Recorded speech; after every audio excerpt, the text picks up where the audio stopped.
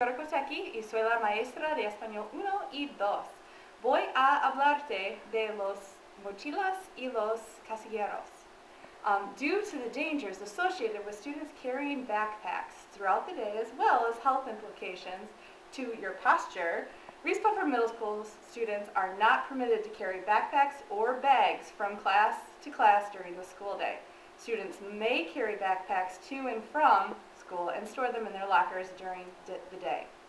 Lockers are provided as both a necessity and a convenience. Students should take pride in the care and maintenance of individual lockers and be good housekeepers at all times.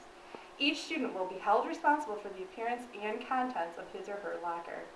Each locker is equipped with a built-in combination, and students are not allowed to rig or do anything that would prevent the locking mechanism from working properly. If this is done, students may be subject to office discipline. It is most important that students do not share their combination with any other students. The school is not responsible for items missing from the lockers. Adios.